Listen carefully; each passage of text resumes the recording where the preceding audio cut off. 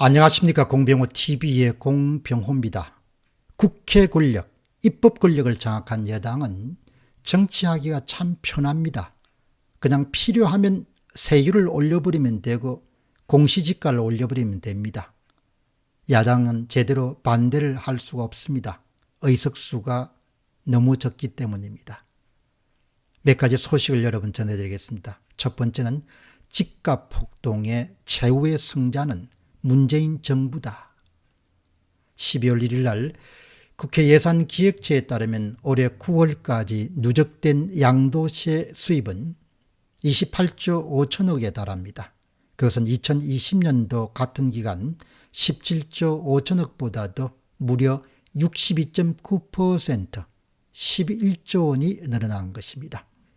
다주택자에 대한 중과세율을 20%에 30%로 올리고, 그리고 2년 이내 단기 양도시 양도세율을 1년 미만은 40%에서 70%로, 2년 미만은 기본세율에서 60%로 높였습니다.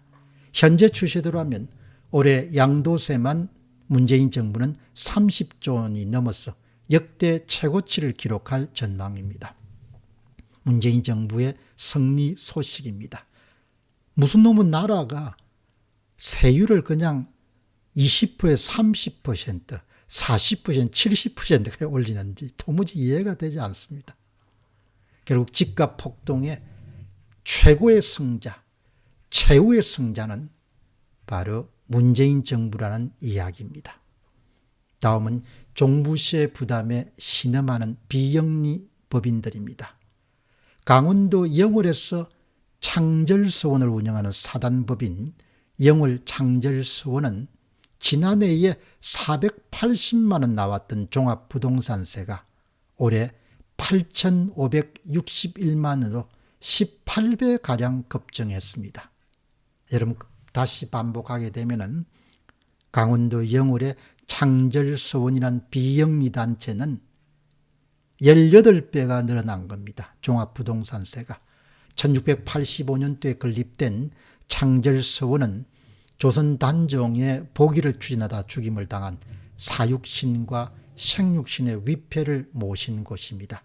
이 서원은 법인이 별도로 보유한 상가주택 2동의 임대 수익으로 운영되고 있습니다. 올해 법인 종부세율이 기존 최고 3.2%에서 6%로 올라서 세금이 폭등하고 말았습니다.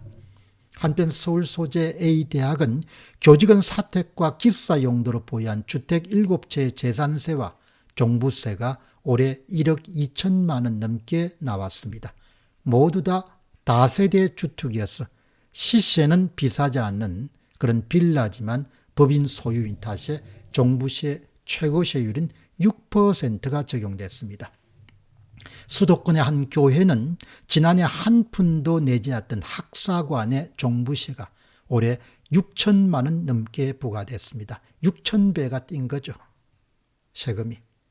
다음은 충북 청주시 내숲 소다마을을 운영하는 소소다양의 종부세는 지난해에 512만 원에서 올해 8,563만 원으로 급증했습니다. 소소다향은 2018년도에 소다마을 9가구가 출자해서 만든 비영리 법인입니다.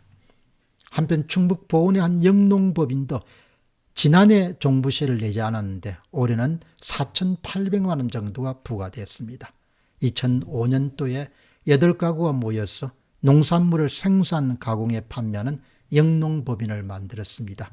중고로 사들인 자재로 목조 건물을 지어서 소유자를 법인 이름으로 했습니다. 이름은 이분들 중에 1년 동안 농산물 판매로 남는 수익 1억 원을 생활하는데 생활비의 절반을 종부세로 내게 됐다, 이렇게 한탄합니다. 제 논평은 어떻게 세금을 1년 만에 몇백 퍼센트 혹은 몇천 퍼센트로 올릴 수 있습니까? 이것은 말이 안 되는 겁니다. 이게 정부입니까? 이게 국가입니까? 아니죠. 이게 마피아입니까? 아니면 조폭입니까? 마피아나 조폭도 이렇게 자리세를 올리지는 않습니다. 가렴죽을 하는 거죠. 쥐어짜는 겁니다. 다음은 엄청난 예산 규모 607조, 600조 드디어 돌파. 이명박 정부는 예산 규모가 258조에서 342조로 이명박 정부 5년 동안 32.5% 증가했습니다.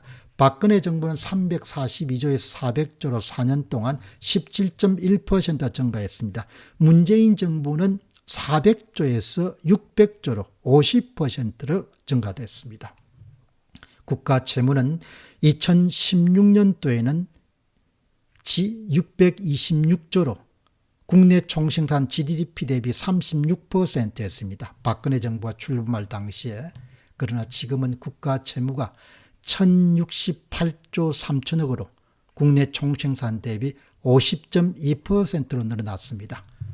이른바 관리재정수지, 그러니까 국민연금과 고용보험 등 4대 사회보장성 기금이 늘 적자이기 때문에 그 적자분을 뺀 것을 보면 2022년도에 살림 규모가 마이너스 85조, 2021년도에 마이너스 81.8조, 쉽게 이야기하면 85조 정도가 국민연금이나 고용보험 그런 부분을 다 빼더라도, 공무원 연금 이런 걸 다 빼더라도 총수입에서 총지출의 차익이 85조만큼 이렇게 적자로서 지출한 겁니다. 돈 끌어다 쓴 거죠. 2021년도에는 82조 8천억 적자, 2020년도에는 72조 1천억 적자, 2019년도는 37조 6천억 적자. 문정부는 참 돈 잘 쓰고 나갑니다. 빚을 내서 계속 지출을 충당해 온 겁니다. 우리 경제 원리라는 것은 수입에 맞춰서 지출해야 되는 거죠. 근데 이 정부는 어떻게 하냐, 지출에 맞춰서 그냥 모든 걸 다 결정하는 겁니다. 2020년만 하더라도 총 수입은 478조입니다. 근데 지출은 72조 정도 더 많은 550조 정도를 쓴 겁니다. 대부분 아마 국채로 충당했을 겁니다. 나라 살림이 정말 이렇게 가면 100조 이런 것을 아주 우습게 여기는 사회가 되어버렸습니다. 다음에 이제 비용을 크게 치르고 난 다음에 배우겠죠. 어떻든 돈 잘 쓰고 헛질 잘 하고 나가는 정부입니다. 그래도 또 표 주겠죠. 공병호 TV의 공병호였습니다. 감사합니다.